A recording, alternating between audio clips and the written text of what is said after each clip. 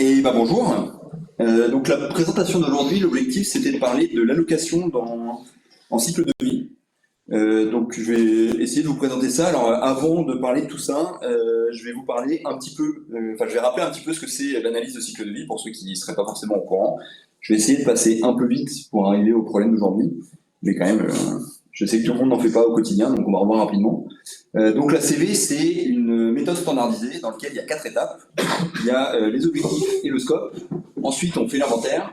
Ensuite, on fait l'impact assessment. Et il y a une quatrième phase, qui n'est pas vraiment une phase, qui est en gros la partie interprétation. En gros, à chaque fois qu'on prend des décisions, on questionne les choix qu'on a fait. Dès qu'on a des résultats, on regarde un petit peu ce qu'on a obtenu, est-ce que c'est cohérent ou des choses comme ça. Et donc, on a le droit de revenir en arrière, d'interpréter un petit peu ce qu'on a fait, et ainsi de suite.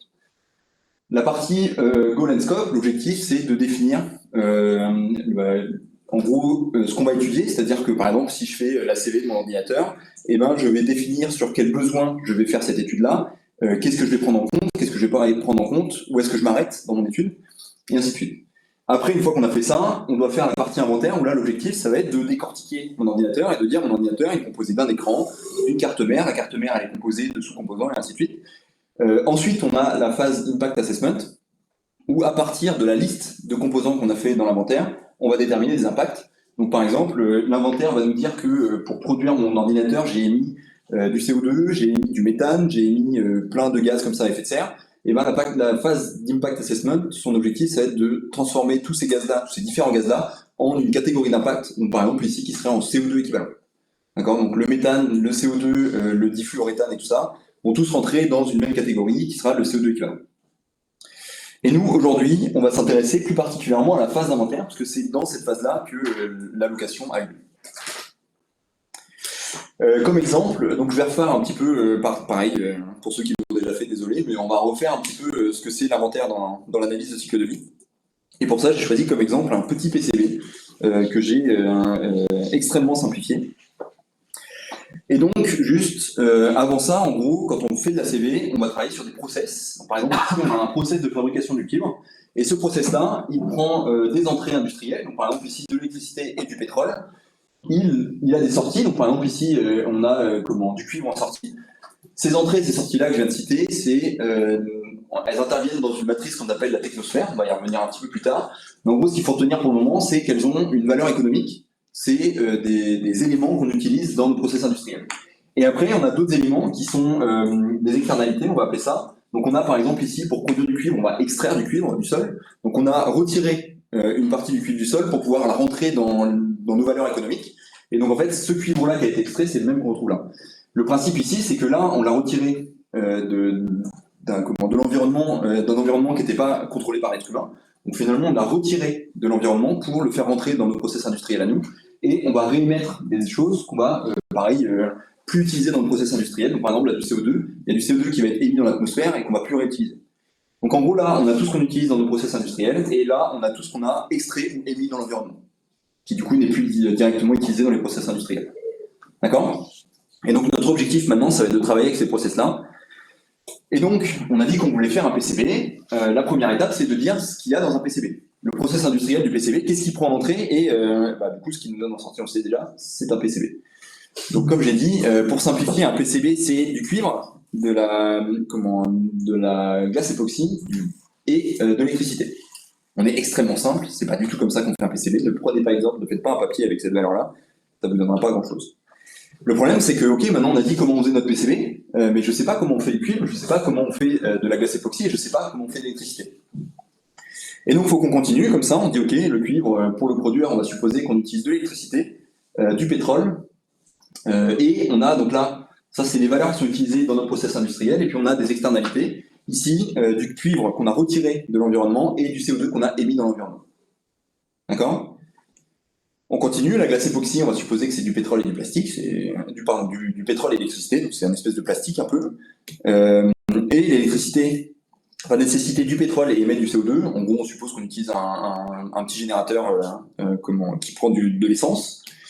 Et pour l'essence, pour le pétrole, on va supposer que c'est de l'électricité. On suppose que vraiment, on n'utilise que des machines électriques pour produire notre pétrole, parce que théoriquement, pour avoir de la dépendance directe, c'est-à-dire que le pétrole, pour nécessiter du pétrole pour se produire, On va faire simple, on va supposer que l'industrie du pétrole c'est vachement verdi et qu'ils ont que des machines électriques pour faire leur extraction. Par contre, on a retiré du pétrole du sol, donc ça c'est une externalité, et on a émis du CO2. Pareil, c'est pas vraiment du CO2, je crois qu'il est émis dans l'extraction de pétrole, mais bon, c'est pas très grave. Et donc on peut tout résumer dans cette matrice-là. Les colonnes de la matrice ici représentent les process. Donc là ici on a le process de fabrication du PCB, du cuivre, de la glace époxy, de l'électricité et du pétrole. Et en ligne, on a les différents produits. Et donc ce qu'on voit par exemple, c'est que le process de fabrication du PCB, il nous produit 1 cm² de PCB, et pour le faire, il consomme 0,02 kg de cuivre, 0,2 litres de glace époxy et 0,1 kWh d'électricité. Toutes les valeurs positives sont produites par le process, toutes les valeurs négatives sont consommées. D'accord ? Supposons qu'on veut produire 50 cm² de PCB. Et bien du coup, on va exécuter le process de fabrication d'un cm² de PCB 50 fois. Hein, l'une des grosses hypothèses de la CV, c'est que c'est linéaire. Donc produire 1 cm² de PCB, enfin 50 cm² de PCB, pardon, c'est 50 fois produire 1 cm² de PCB. Donc on exécute cette ligne-là, cette colonne-là, pardon, 50 fois, ce qui nous donne ce vecteur-là. Le problème, c'est que là, on a créé des dépendances. On a des valeurs négatives dans notre production de PCB et nous, on n'a pas envie de ça. Donc la suite, l'objectif, ça va être de régler ces dépendances-là. Et donc pour régler la première dépendance au cuivre, eh ben, on va exécuter une fois la production de cuivre, parce qu'on a une dépendance de 1. Et donc en exécutant une fois, on va régler notre dépendance au cuivre, mais on va en créer des nouvelles. Typiquement, on n'avait pas de dépendance au pétrole avant, maintenant on en a eu. Et on va faire ça ainsi de suite. Pour la glace époxy, on a une dépendance de 10, donc on multiplie 10 fois la colonne de glace époxy. Pour l'électricité, on a une dépendance de 16 kWh. On produit 16 fois 1 kWh d'électricité. Et enfin, pour le pétrole, on a une dépendance de 46 litres. Donc on exécute 46 fois la colonne du pétrole. Mais le problème, pour produire du pétrole, on a besoin d'électricité, et pour produire de l'électricité, on a besoin de pétrole. Et donc ça marche pas très bien, et du coup, une possibilité, ce serait d'itérer plein de fois, puisque évidemment, en gros, ce qu'on peut comprendre là, c'est que pour produire de l'électricité, j'ai besoin de pétrole, pour le pétrole, j'ai besoin d'électricité, donc en fait, j'ai besoin d'électricité pour produire de l'électricité. C'est un peu ça la dépendance, mais évidemment, j'ai besoin de moins d'électricité pour produire 1 kWh d'électricité, autrement ça marche pas, en fait. Et donc on itère plein de fois, et au bout d'un moment, normalement, la valeur réduit, et là, ici, on converge vers 21,1 kWh d'électricité et 51,1 litres de pétrole. Et là, dans ce cas-là, on a bien des zéros partout, et on a réussi à produire nos 50 cm² de PCB sans dépendance. D'accord ? En fait, c'est pas très pratique la façon dont on l'a fait, pour la raison qu'on a vue là, c'est que tant que notre matrice elle est triangulaire inférieure, il n'y a aucun problème. Sauf que là, elle n'était pas, et du coup, on a dû faire des itérations, et en pratique, il n'y a aucune raison que nos matrices soient triangulaires, et du coup, on va avoir plein de dépendances à plein d'endroits qu'il va falloir régler avec des itérations et tout. Et puis en plus, ça veut dire qu'il faut faire le choix de quand est-ce qu'on s'arrête. En fait, il y a beaucoup mieux à faire. On peut remarquer qu'on est en train de faire un calcul matriciel ici, où on peut appeler ça, notre vecteur là, celui qui est notre demande, finalement, on avait demandé à produire 50 cm² de PCB, on va l'appeler F. On va avoir une matrice A ici qui correspond, donc qui donne la correspondance entre tous nos process et nos produits industriels, et S qui va être notre vecteur qui correspond en fait au nombre de fois où on va exécuter chaque process. Et bien du coup, on a une première équation qui est F égale A fois S. Ok ? Le problème, c'est que là, on n'a parlé que des produits industriels, on n'a pas parlé des externalités. On n'a pas parlé de ce qui se passe avec le CO2, avec l'extraction de cuivre et avec l'extraction de pétrole. Et donc pour ça, on va avoir une deuxième matrice. Dans les colonnes, c'est la même chose, toujours, c'est les process. Par contre, ici, les lignes, c'est les externalités. Donc on a le CO2, le cuivre et le pétrole. Sauf que comme c'est les mêmes process, évidemment, ils sont exécutés le même nombre de fois. Donc les valeurs ici, ce sont les mêmes que ce qu'on avait avant. Et donc on peut faire le même raisonnement. On a notre vecteur d'externalité ici, on appelle ça G, qui correspond donc à la quantité de CO2 en kilogrammes, la quantité de cuivre et la quantité de pétrole. C'est donné par la matrice B fois le même vecteur S. Et donc au total, on a deux équations, on a un système qu'on doit essayer de résoudre, F égale A fois S et G égale B fois S, où nos inconnus sont G et S. A, on le connaît, c'est-à-dire c'est en gros les dépendances, quand j'ai un process de fabrication du PCB par exemple, quels sont les produits dont j'ai besoin. B, on le connaît aussi, chacun de mes process, combien il va émettre et tout ça. Et F, c'est ce qu'on veut, c'est nos 50 cm² de PCB tout à l'heure. Par contre, le nombre de fois où on va exécuter chaque process pour faire F, on ne connaît pas, et le nombre de les gaz et leur quantité qu'on va émettre ou les produits qu'on va extraire du sol, pareil, on ne connaît pas, ça c'est ce qu'on cherche. Et donc pour résoudre ce système-là, ce qu'on peut commencer par faire, c'est inverser la matrice A, si elle est inversible, et c'est en grande partie pour ça que je vous refais cette partie-là. Et ensuite, du coup, on a trouvé S, on a juste à le remplacer dans la deuxième équation.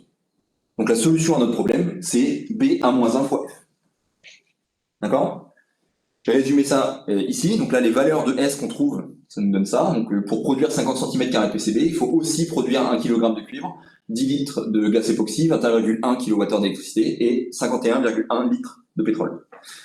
Et ça nous donne 20,6 kg de CO2, 1,5 kg de cuivre qu'on a effectivement extrait du sol et 61,3 litres de pétrole qu'on a effectivement extrait du sol. Pas de questions là-dessus? Ok. La question maintenant, c'est de quoi on parle quand on parle d'allocation. Donc là, c'était une petite introduction à l'inventaire, et maintenant on va essayer de parler un petit peu d'allocation. Alors déjà, pour commencer, je vais vous parler de ce que n'est pas l'allocation. C'est un peu bizarre, mais l'allocation, c'est pas de l'amortissement. Donc en gros, prenons un exemple. J'ai un process de fabrication du lait, et le lait, on le fabrique en France. Sauf que ce lait-là, il est utilisé par des gens en Chine pour faire des gâteaux. Bah, j'ai un petit problème, parce que moi, mon lait, il existe en France, et à la fin, il est utilisé en Chine. Il y a un petit truc qui manque entre les deux. Donc en fait, dans EcoInvent, en général, ce qu'ils vont rajouter au milieu, c'est ce qu'on appelle un market, qui va nous permettre de transférer le lait qu'on a produit vers la Chine. Donc en gros, il va rajouter le transport dedans. Et le transport, bah, du coup, il va rajouter un autre produit dont on va avoir besoin, c'est le pétrole. Donc pour pouvoir transporter notre lait, faisons une grosse hypothèse qui est extrêmement fausse. Supposons que notre lait, il est transporté que par camion. Donc on transporte notre lait par camion de la France jusqu'à la Chine.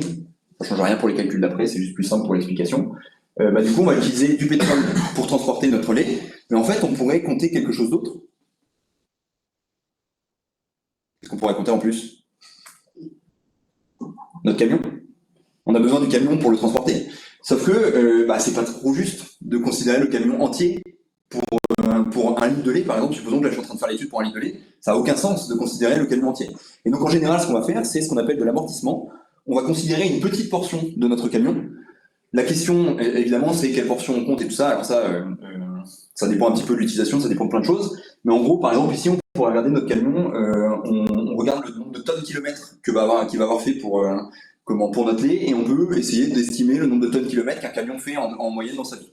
Et dans ce cas-là, on fait au prorata et ça nous donne un pourcentage du camion qu'on va considérer. D'accord? Ça ressemble à l'allocation, parce qu'en fait, on est en train d'allouer un petit bout de notre camion pour le lait qu'on a produit, mais c'est pas de ça dont on parle quand on parle d'allocation en général en analyse de cycle de vie. On parle plutôt d'amortissement pour ce truc-là. En fait, c'est l'amortissement de notre camion. On a acheté un camion complet à un moment, et on est en train d'amortir notre camion sur plusieurs utilisations. Quand on parle d'allocation en analyse de cycle de vie, en fait, on va plutôt parler des cas où on a plusieurs produits. Donc là, ce qu'on avait avant, en fait, c'est qu'on avait un produit qui était utilisé dans plusieurs process. Maintenant, qu'est-ce qui se passe si j'ai un process qui produit plusieurs choses? Eh bien, pour comprendre un petit peu le problème, essayons de faire une matrice. Donc, supposons que dans notre process, là, l'entrée de notre process, ce soit uniquement d'électricité. Très bizarre, mais pour produire du lait et la vache qui va partir à l'abattoir, on a besoin de 0,1 kWh d'électricité. Bah, le problème que j'ai là, et puis l'électricité, là, vous voyez qu'elle est produite de rien, donc elle ne consomme rien, juste on a l'électricité qui vient. C'est une grosse simplification du problème, mais ça permet de comprendre. Bah là, j'ai un gros problème, c'est que ma matrice, elle n'est pas inversible, parce qu'elle n'est même pas carrée. Et du coup, on pourrait essayer de trouver des pseudo inverses, et ainsi de suite. En général, la solution qui est apportée ici, c'est de ne pas avoir un seul process, mais on a deux process de fabrication du lait. Et du coup, on a deux colonnes.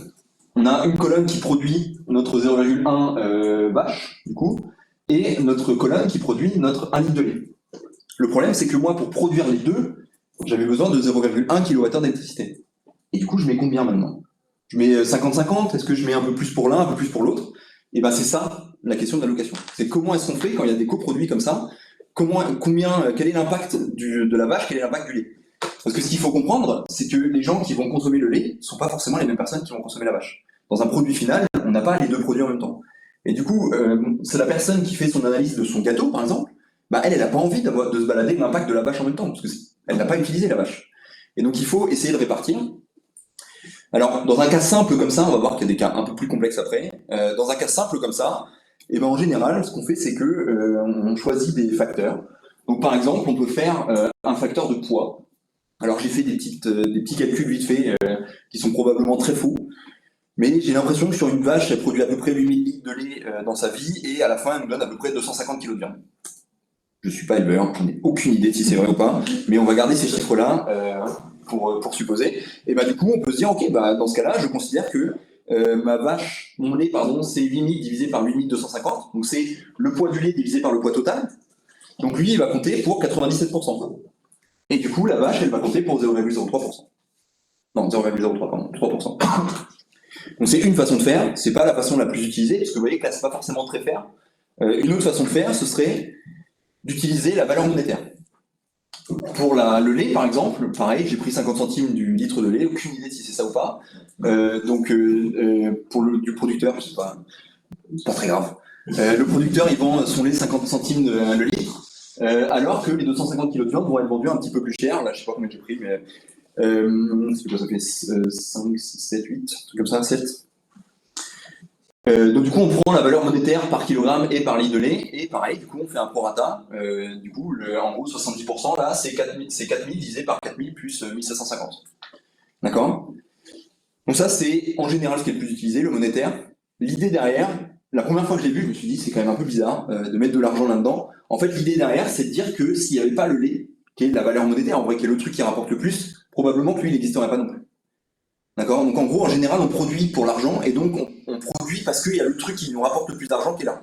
Si on enlève ce truc-là, on ne produit pas l'autre, et du coup, on peut considérer que la raison d'être de ce process industriel-là, c'est le produit qui rapporte le plus d'argent. C'est une explication, elle a des problèmes aussi, hein, mais c'est comme ça que je me suis convaincu que c'était pas forcément une mauvaise idée de faire. Une autre raison, c'est que probablement c'est plus dur de faire autrement. Parce que là, une troisième possibilité, c'est de remarquer que le lait et la vache, bah, c'est des trucs qu'on mange. Et du coup, on peut regarder les valeurs caloriques. C'est pas du tout fait, mais ça pourrait être fait. On pourrait regarder l'apport pour les êtres humains, en gros, de l'apport calorique que vont nous apporter les 8000 litres de lait et les 250 kg de la vache. Et dans ce cas-là, pareil, on fait un pourcentage des valeurs caloriques. Donc il y aurait ces trois possibilités-là. Il y en a potentiellement d'autres, hein, mais en tout cas, la plus utilisée en général, c'est la valeur monétaire, et vous pouvez utiliser les autres. Ok? Et donc typiquement, si je prends la valeur monétaire, on a dit que c'était 70% pour le lait et 30% pour la vache, bah du coup les 0,1 que j'avais tout à l'heure, je les répartis, 0,07 pour la production de lait et 0,03 pour la vache. Et on a fini notre allocation. Et après on peut normaliser évidemment pour avoir des 1 dans la diagonale, c'est juste pour le calcul, c'est pas très grave. Ça c'était un cas simple, donc là on a répondu à la question, qu'est-ce qui se passe si j'ai deux produits? Maintenant, il y a un cas un poil plus compliqué, c'est si j'ai des déchets. Donc là, c'est un vrai cas qui existe dans la base de données Coinbase. Supposons que j'ai un process industriel qui produit du lait et une vache pour l'abattoir, et qui en même temps crée du fumier. Sauf que ce fumier-là, tel quel, il n'est pas utilisable. Par contre, on peut le traiter de façon à pouvoir l'épandre dans les champs et produire des légumes. Et du coup, c'est un déchet en tant que tel, mais qui peut être revalorisé, qui nécessite un traitement, et la question, elle est là. C'est du coup, mon déchet, je peux le traiter, récupérer, du coup là-bas, il y a une différence entre les deux, ça se voit pas comme ça, mais en gros celui-là, c'est juste du caca. Ça, c'est un truc que je peux utiliser dans les champs pour pouvoir fertiliser des légumes. Donc il y a une vraie différence entre les deux.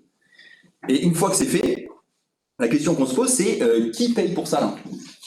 Est-ce que c'est lui, ou est-ce que c'est le producteur finalement, ou alors est-ce que c'est le consommateur? Un exemple de consommation, c'est pour la production de citron. Dans Ecoinvent, ils disent qu'ils utilisent du Ménor qui vient de la production de lait. Et donc la question c'est, j'ai oublié les flèches. Hop. La question c'est, ce process de collecte et de traitement du fumier, est-ce que c'est le producteur qui doit le payer ou est-ce que c'est l'utilisateur? Et ben en fait, il n'y a pas de bonne réponse à ça. Du coup, en ACV, il y a les deux qui existent, voire même plus. Donc la première possibilité, c'est celui qu'on utilise le plus souvent, c'est ce qu'on appelle le cut-off. Et le cut-off, il dit qu'on va couper ici. Donc en gros, qui paye? C'est-à-dire que lui, là, il a produit quelque chose qui potentiellement peut être utilisé par d'autres personnes. Et ben on dit tant pis pour lui, il l'a produit, c'est pas grave, c'est le truc un peu pollueur-payeur. En gros, il n'y a aucun intérêt en cut-off à produire quelque chose qui soit recyclable. Par contre, j'ai coupé ici, donc c'est-à-dire que cette ligne-là, ce qu'elle définit, c'est il n'y a pas de transfert d'impact entre les deux. C'est-à-dire que lui, il a payé pour la production de ça, et par contre, eux qui utilisent ce truc-là, ils payent pour la collecte et le traitement, par contre, ils ne payent pas ce qu'il y a. D'accord? Il y a une décorrélation entre les deux. À partir de là, c'est gratuit. D'accord? Et donc là, il y a un vrai intérêt à utiliser des produits qui soient recyclés, puisque du coup, vous ne payez que la collecte et le traitement du produit. Vous ne payez pas le fait que le produit vienne de quelque part et que vous utilisez un substitut d'autre chose, et ainsi de suite. Cette façon de faire est la façon de faire la plus couramment utilisée parce qu'elle est extrêmement simple à faire, il n'y a pas trop d'hypothèses à faire, il n'y a pas de trucs comme ça. Pollueur-payeur, celui qui a produit le fumier paye le fumier, et celui qui veut l'utiliser paye le traitement pour pouvoir l'utiliser. D'accord? Et donc on peut, ça c'est des rappels de ce que je viens de dire, on peut résumer ça comme ça. En gros, ici on a notre production, l'impact de notre production de lait qui est à 70% pour le lait, à 30% pour la vache. Et puis on a l'impact de la collecte et le traitement pour le fumier, qui du coup est imputé au fumier. D'accord? Donc le process de fabrication du lait, il paye l'impact du lait et de la vache, et le process de fabrication du fumier ne paye que la collecte et le traitement. En considérant que du coup le fumier avant c'était juste un déchet et on s'en fiche. D'accord? Donc on voit bien que le cut-off, il favorise la production de produits, la consommation de produits recyclés. Par contre, il défavorise la production de produits recyclables. Ça n'a aucun intérêt de produire quelque chose qui est recyclable. Et donc évidemment, avant ça j'ai un exemple. Dans le Fairphone 5, donc l'analyse du Fairphone qui est sortie la plus récemment là, on voit qu'ils nous disent qu'ils utilisent une approche sans zéro. Bah, sans zéro, c'est l'autre nom du cut-off. D'accord? On va voir après l'approche 0-100, mais en gros, sans zéro, c'est qui paye l'impact du fumier, bah, c'est le producteur. C'est lui qui paye 100%, et le zéro là, c'est pour l'autre. D'accord? Donc eux, dans le Fairphone 5, ils utilisent une approche sans zéro. Et en gros, on voit qu'ils veulent éviter le double compte. Donc, comme ils utilisent des produits qui sont recyclés, et ils comptent déjà le traitement de ces produits-là, bah, du coup, ils vont pas compter le traitement de leur téléphone à la fin. Et ça, ils considèrent que c'est quelqu'un d'autre qui va le faire. Donc, eux, ils considèrent que ils payent évidemment la collecte de leur téléphone et le désassemblage. Par contre, après, la collecte de l'or qu'il y avait dans leur téléphone, ou des choses comme ça, bah, ils considèrent que c'est pas à eux de le payer, puisque eux, ils ont déjà payé la collecte de l'or dans d'autres produits avant. D'accord? Donc eux, ils ont payé le recyclage des produits qu'ils utilisent, par contre, ils ne payent pas pour le recyclage de leurs produits. D'accord? Et petit problème d'animation. Et donc on voit par exemple que eux considèrent que le magnésium qui est utilisé dans le Fairphone 5, il est à 82% recyclé, et du coup ils regardent les process de recyclage du magnésium pour comprendre comment est-ce que ça doit avoir un impact sur leur Fairphone. D'accord? Et donc ça nous donne des résultats qui ressemblent à ça. Ici on a les différentes phases de vie qui correspondent aux couleurs. Vous voyez que la fin de vie compte quasiment rien. En fait on la retrouve un tout petit peu dans l'écotoxicité. Par contre globalement la production, le transport et l'utilisation, c'est ça qui paye le plus. Et logique puisque en fait le recyclage de leurs produits avant, il intervient dans la production.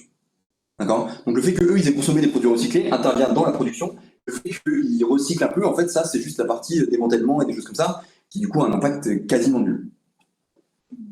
D'accord? Retenez un tout petit peu cette figure-là, parce qu'après on va en voir une autre qui va être quasiment la même, mais vous allez voir bien différente, puisque si on change de paradigme, on change complètement la façon dont on compte. Ok, donc on a vu le cut-off, on coupe ici, celui qui a produit, il paye, en gros il n'a pas de discount, il n'a pas d'intérêt à avoir produit du fumier, et celui qui l'utilise, il ne paye pas sa production, donc il ne donne pas en fait un discount pour lui.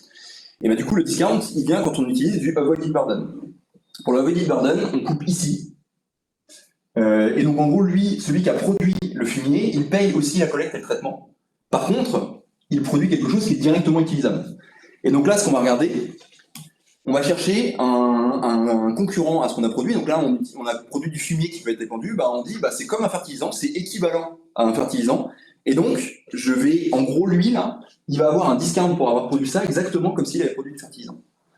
Donc lui, du coup, le fait d'avoir produit ça va lui donner, par exemple, si lui, normalement, ça nécessite 10 kg de CO2 pour produire, le fait d'avoir produit ça va lui retirer 10 kg de CO2 équivalent dans son impact à vie. Donc ça va ressembler à ça. Là, on était comme avant, c'est-à-dire le lait qui a produit, la vache qui a produit.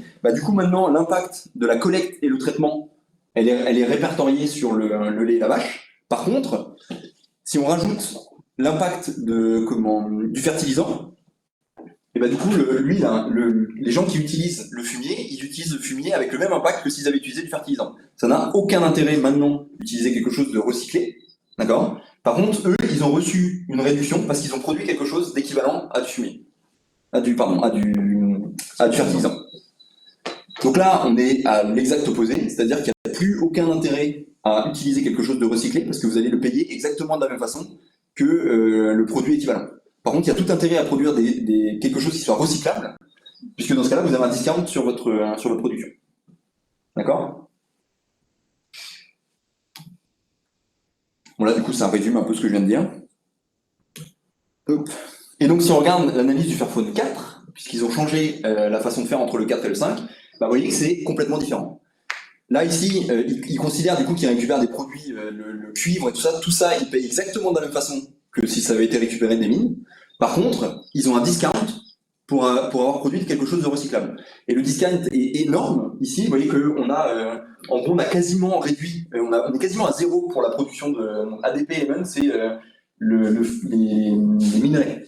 Donc c'est l'extraction des minerais. Donc en fait, on n'a quasiment aucun impact pour l'extraction des minerais, parce qu'on considère que, vous allez voir, je vais vous mettre les chiffres après, mais 95% des minerais qui sont dans le Fairphone sont récupérables. Donc par exemple, ici on voit que le step de dépollution, ils arrivent à récupérer, donc là j'ai mis l'exemple pour la batterie, mais le reste est le même. Hein. Ils récupèrent 95% des batteries. Ensuite, ils arrivent à récupérer 95% du cuivre et du cobalt qui sont présents dans, alors je sais pas, ils ne spécifient pas le téléphone, mais je pense que c'est que la batterie en l'occurrence. J'ai fait un peu vite. Et donc globalement, en fait, ils font des estimations sur ce qui va être récupéré sur leur téléphone. J'ai pas mis, mais au début, ils disent qu'ils supposent que ça va dans le circuit classique des récupérations des téléphones. En gros, leur téléphone est collecté exactement de la même façon que les autres. Et par contre, ils supposent qu'il y a 95% de taux de récupération des batteries, et dans ces batteries-là, ils arrivent à récupérer quasiment tout. Et donc, on se retrouve à, en fait, le téléphone en lui-même a quasiment pas d'impact abiotique, donc quasiment pas d'impact des minerais, parce que les minerais qui sont rentrés au départ vont ressortir de la même façon. D'accord ? Par contre, évidemment, vous avez un impact. Il y a un impact augmenté, là on ne le voit pas très bien parce que là on a toujours des réductions, mais en pratique, potentiellement l'énergie sauvée, donc en global warming, le CO2 équivalent sauvé pour le fait qu'on n'a pas besoin de réextraire un nouveau produit, il est un peu compensé par le fait que la collecte a un impact aussi. Donc en gros, effectivement, je produis quelque chose qui peut être utilisé en substitut, mais je dois aussi payer l'impact de la collecte de ces éléments-là. Il y a beaucoup d'éléments chimiques qui interviennent et tout ça. Donc en fait, le fait d'avoir produit quelque chose d'équivalent va probablement donner un discount de moins 6% ou moins 10%, j'en sais rien, mais qui est réduit par le fait que je dois payer la collecte. Si je vous remets rapidement le schéma ici, on coupe après, donc ça là, je dois le payer maintenant. Donc en fait, l'impact de la fin de vie a été augmenté parce que la production de mon téléphone maintenant inclut cette collecte et le traitement. Hop. Là, je reprends. Donc c'est ça l'hypothèse. Et donc là, on a vu en gros les deux principaux. On a un troisième, c'est, en fait là, on a vu 100-0, c'est-à-dire 100. Quand on fait 100-0, 0-100, c'est le producteur et l'utilisateur. 100-0, c'est le producteur qui paye toute la production d'un truc recyclable. 0-100, c'est l'utilisateur qui paye tout. Donc en gros, il compense le fait que certes, il a utilisé un truc recyclable, mais c'est équivalent à un autre truc. Et après, on a des approches 50-50, par exemple. On dit, c'est 50% pour le producteur, 50% pour celui qui l'utilise. Et il y a une troisième approche, qui est une approche qui s'appelle APOS, qui est utilisée dans EcoInvent aussi. Donc EcoInvent a ces trois approches-là. La troisième approche, c'est de dire que on va inclure la collecte et le traitement dans la partie production du lait. D'accord ? Donc on enlève, en gros, on ne considère pas que c'est un truc à part, on le rentre dans le process de fabrication. Et du coup, notre fumier qui est utilisable directement, là, devient un coproduit de la vache et du lait. D'accord ? Et donc maintenant, on fait l'allocation exactement comme on a fait tout à l'heure, c'est-à-dire qu'il y a un expert qui dit, là, la valeur monétaire du fumier par rapport au lait et à la vache, c'est tant. Et donc on se retrouve à refaire les mêmes tableaux. Donc ça, on avait le tableau d'allocation simple tout à l'heure des coproduits. Et du coup, on va juste avoir un nouveau coproduit avec du coup des nouvelles valeurs, puisque typiquement la valeur en points, on se rend encore plus compte que ça n'a pas beaucoup de sens. Parce que, là, du coup, on se retrouve avec l'impact de la vache est quand même très faible, alors que le fumier, le fumier, c'est 40% de la production de lait. Ici, là c'est un peu plus... c'est pour ça que je disais que la valeur monétaire est quand même souvent un peu plus logique. Là, on se rend compte qu'en gros, le fumier, c'est de toute façon quelque chose qu'on va avoir quoi qu'il arrive, et la valeur monétaire est très faible, et donc c'est quasiment rien d'impact. Par contre, évidemment, on ne peut plus faire avec les calories, en tout cas moi, parce que j'ai pas prévu d'en manger bientôt. Donc a priori, c'est une des raisons, je pense, pour laquelle l'allocation est rarement faite avec les calories, parce que, comme j'ai dit, les trois sont présents dans EcoInvent. Dans EcoInvent, on peut utiliser soit du 100-0, soit du 0-100, soit, comme ici, du APOS.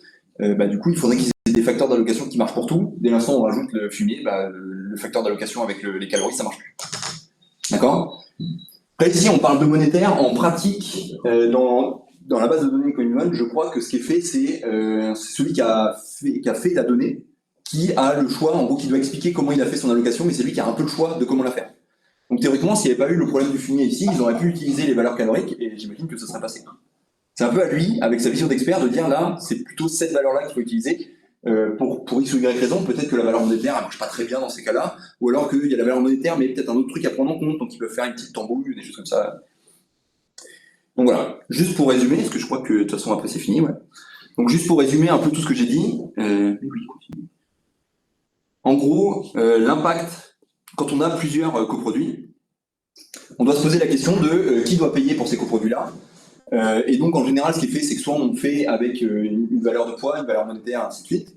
Quand on a un déchet, on doit se poser la question non seulement de qui va payer, combien de pourcents on doit payer pour le déchet, mais aussi qui va payer la collecte. Et là, il y a plusieurs façons de faire. Le 100-0, c'est celui qui a produit, qui paye le déchet, mais par contre, il ne paye pas la collecte. Et du coup, les gens qui l'utilisent après ne payent que la collecte. Soit le 0-100, c'est le producteur du déchet qui va payer la collecte et qui du coup fournit un produit qui est utilisable. Et donc ceux qui utilisent ce produit-là le payent exactement comme un équivalent. Par contre, le producteur a un discount pour avoir produit quelque chose d'équivalent à un autre produit. Et enfin, on a la troisième possibilité où on considère carrément que c'est un coproduit. Et donc, le process de fabrication du lait inclut la collecte et le traitement du fumier pour pouvoir faire de la location. D'accord ? Comme j'ai dit, en pratique, c'est souvent Cut-off qui est utilisé parce que c'est le plus simple à mettre en œuvre. Mais j'ai regardé un petit peu et globalement, ça se bataille très fort dans le monde de la CV. Il n'y a pas vraiment de choix qui a été fait. Il n'y a pas de... Il y a personne, en fait, ça n'a pas été tranché. Il n'y a pas de consensus de gens qui ont dit oui, c'est le cut-off qu'il faut absolument utiliser. Parce que, on l'a vu pour le Fairphone, il y a des avantages et des inconvénients des deux. En fait, on peut pas, à mon sens, on peut pas dire décemment que produire quelque chose de recyclable n'a aucun intérêt. Évidemment que, à mon sens, ça doit être pris en compte un peu. Par contre, pareil l'inverse, utiliser des produits recyclés a aussi un intérêt. Et donc, je pense que les approches 100-0 et 0-100 sont utilisées principalement parce qu'elles sont simples, mais qu'une approche un peu plus complexe et qui prendrait des choses un peu plus de choses en compte, serait quand même beaucoup plus étoile. Si vous avez des questions, je suis preneur. Ouais.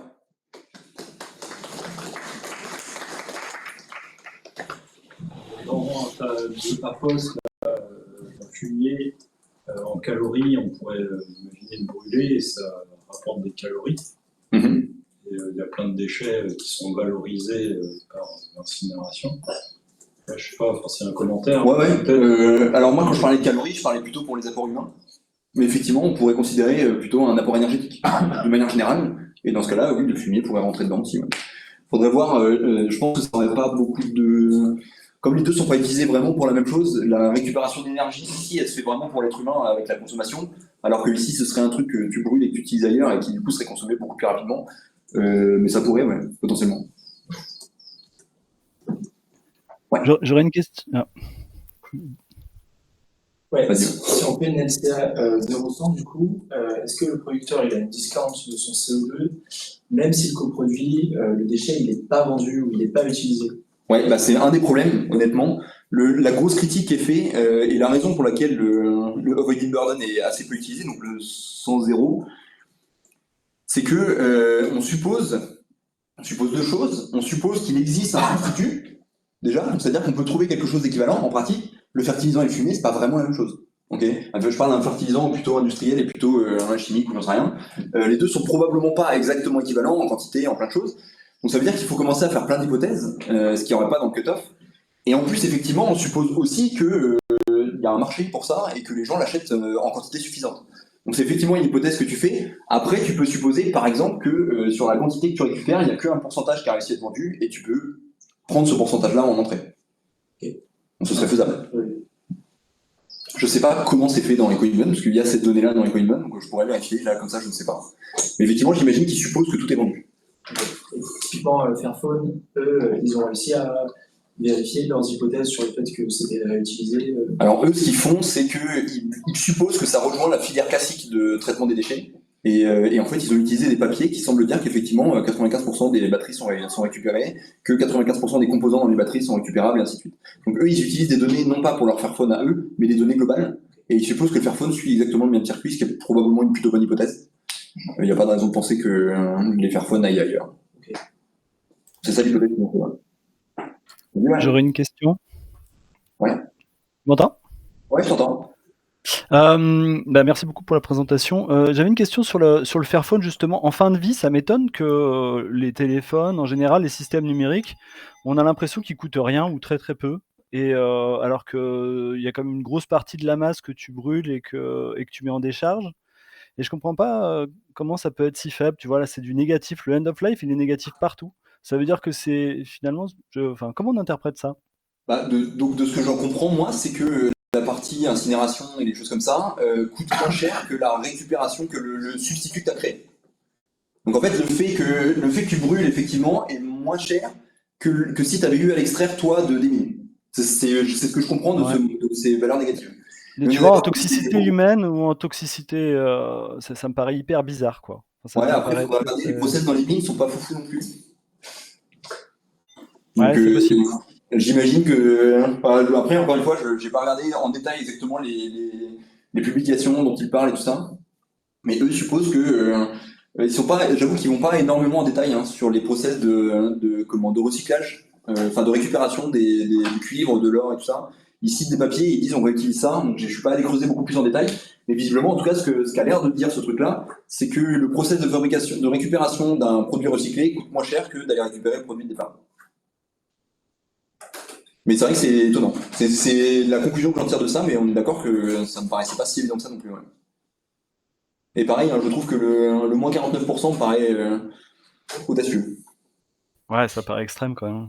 Ouais. Bah, surtout quand on considère que beaucoup de téléphones finissent dans des placards. Je sais pas si ça a été pris en compte ou pas, mais je pense que leurs données ne viennent que des téléphones collectés et pas des téléphones totales. Parce que je pense que en fait, il me semble que la plupart des téléphones ne sont en fait pas collectés. Je sais pas, moi je réfléchis à voix haute. Quand en fait, donc, une ACV, c'est analyse production, usage, fin de vie. Ouais. L'usage d'un téléphone, ça va être nous par exemple. Et fin de vie, c'est quand nous on l'amène à la déchetterie et que ça va être traité en fin de vie. Mais ça, c'est nous qui payons ce process-là finalement via nos impôts, via Ouais. ou l'éco-taxe à l'achat. Et du coup, là, j'arrive pas à mettre les idées au clair. À qui on attribue là ces impacts-là? C'est à l'usage, enfin à la fin de vie pour le coup, mais du coup c'est Fairphone qui l'inclut en fonction de cutoff ou voided burden. C'est là où il l'inclut. C'est pas très clair encore là. Alors, je sais pas si je réponds à la question, parce que je suis pas sûr d'avoir compris exactement la question, mais l'impact du téléphone, là, il a un impact pour Fairphone si tu comptes l'impact de Fairphone, il a un impact pour toi si tu comptes ton impact à toi. Oui. Si tu comptes les deux en même temps, du coup, tu vas compter deux fois, mais par contre, du coup, il peut très bien intervenir dans les deux séparément. Quoi. Le Fairphone, la production des Fairphone a un impact pour Fairphone parce que c'est eux qui les produisent. Et du coup, ça vaudrait pas le coup de considérer, oui, mais ils les vendent et après, c'est plus à eux parce qu'ils ont un impact sur la production et la production, c'est la majeure partie de l'impact. Et en même temps, nous, en tant qu'utilisateurs, on a aussi notre mot à dire et donc, en fait, l'impact est un peu partagé, quoi. Donc, en pratique, si tu fais ton ACV à toi, tu vas considérer ton Fairphone en entier. Si tu fais l'ACV de Fairphone, tu vas considérer le Fairphone en entier pour eux. Et après, par contre, du coup, tu peux pas sommer les deux, c'est tout. Et si tu voulais sommer les deux, il faudrait faire de l'allocation, typiquement. Enfin, faire de l'amortissement dans l'allocation. Je sais pas, plutôt de l'amortissement, je pense que ça vient avant. C'est un téléphone qui est réparti dans deux personnes. Donc, il faudrait l'amortir, quoi. Mais justement, là, j'ai du mal à voir la position des éco-organismes, là. On serait sur quel scénario? C'est-à-dire quand tu achètes un objet, ouais. En fait, effectivement, tu payes. Tu payes pour retraiter cet objet. Ouais, bien sûr. Et du coup, ça veut dire que c'est plus le producteur qui est responsable de ça. Oui, mais sauf que lui, donc je veux dire que Fairphone n'est pas vraiment responsable de ce qui se passe après. C'est peut-être décorrélé. Hein, j'ai peut-être. Alors là, en l'occurrence, on parle même pas de l'entreprise Fairphone, on parle du téléphone Fairphone, de l'impact du téléphone. Ouais. Et donc son impact, il est bien intéressant même à sa fin de vie. Après, pour l'entreprise Fairphone, c'est pas elle qui fait le recyclage. Par contre, on peut quand même considérer la fin de vie dans leur recyclage parce que c'est eux qui font le téléphone et c'est eux qui peuvent choisir à quel point. Enfin, ils ont des leviers pour savoir à quel point leur téléphone va être recyclable ou pas. Donc, ils ont un impact sur la façon dont le téléphone peut être recyclé et sur la quantité de produits qu'on peut récupérer. Donc, le truc, c'est qu'encore une fois, là, on s'intéresse au produit en lui-même, on s'intéresse pas aux entreprises, tout ça. de ce que j'ai vu vite fait, ça a l'air d'être un peu plus compliqué quand on fait de la CV pour les entreprises, parce qu'il faut faire attention au double counting, il faut regarder où est-ce que tu commences, où est-ce que tu t'arrêtes. La définition du scope pour une entreprise n'est jamais évident. Mais je pense que ce serait une bonne idée de considérer la fin de vie de leurs produits dans l'impact d'une entreprise, puisqu'ils ont un impact indirect dessus. Mais même légalement, c'est quand même l'entreprise qui est responsable de la fin de vie, non? Il n'y a pas quelque chose comme ça? Je sais pas du tout. Bah, je crois bien. Oui. En tout Peut-être. cas, il me semble que Normalement, c'est le rôle de la responsabilité étendue du producteur, donc de la REP, qui fait que en fait, les boîtes payent les éco-organismes pour déléguer la responsabilité de la fin de vie de leurs produits. Tu peux remettre la slide cut-off, s'il te plaît, avec collecte et traitement et Celle-là ? Ouais, voilà, un truc comme ça. Donc là, en fait, parce que du coup, le cut-off, là, il y a à gauche de collecte. Le cut-off, il est... Non, c'est l'autre, du coup. Ouais, il y a à gauche de collect and treatment. Ouais. Et ben, ça veut dire qu'on ne tient pas compte de ce process. Là, Ouais, c'est ça, ouais. Ouais. Donc, si tu fais du cut-off, la partie collecte et traitement, en fait, le principe, c'est que quand tu fais du cut-off, toi, là, admettons, c'est le Fairphone ici. Le Fairphone, eux, ils utilisent des produits recyclés. D'accord ? Et ben, du coup, ils vont payer la collecte et le traitement de ces produits-là. Donc en gros, là, t'as des produits qui arrivent, t'as de l'or, t'as du cuivre, t'as des choses comme ça, et ils supposent qu'ils ont 85% de magnésium, par exemple, qui vient de filières recyclées. Et bah du coup, ils vont regarder comment est collecté et comment est traité ce magnésium pour inclure la collecte et le traitement dans leur impact. Par contre, du coup, ils ne comptent pas la collecte et le traitement de leur téléphone, qu'ils laissent à d'autres personnes. Tu vois ? Et donc c'est exactement ce qu'on voit dans ce texte-là. Là, ils disent qu'ils font une approche sans zéro. Et du coup, quand ici ils disent qu'ils ont 82% de magnésium, bah, ils regardent comment est-ce qu'il est pré-traité, comment est-ce qu'il est préparé, et ainsi de suite. Tu vois. Comment est-ce que le magnésium, ce qu'ils appellent le magnésium secondaire magnésium, comment est-ce qu'il est produit. Et du coup, c'est bien pris en compte dans l'étude. Ça, c'est bien pris en compte. Par contre, ils prennent, en fait, en cut-off, tu prends en compte le recyclage d'avant toi, en avoided burden, tu prends en compte le recyclage d'après toi. Et du coup, si on fait deux ACV en parallèle, de systèmes qui auraient été faits avec des composants neufs et des composants recyclés, est-ce que la plus-value d'utiliser des composants recyclés, est-ce qu'elle est vraiment visible? Alors, ils n'ont pas parlé de ça dans leur analyse, je crois. C'est intéressant, de savoir. Ça doit pouvoir se calculer, parce qu'en fait, ce que tu peux considérer, c'est juste, si tu connais l'impact des deux relativement, il y en a un que tu mets à 100% et l'autre pas. Honnêtement, je ne sais pas. Dans leur analyse, ils n'en parlent pas directement, donc je ne pourrais pas te dire. Du coup, tu peux considérer que les outputs là à droite, tu les remets en input, quoi, en fait.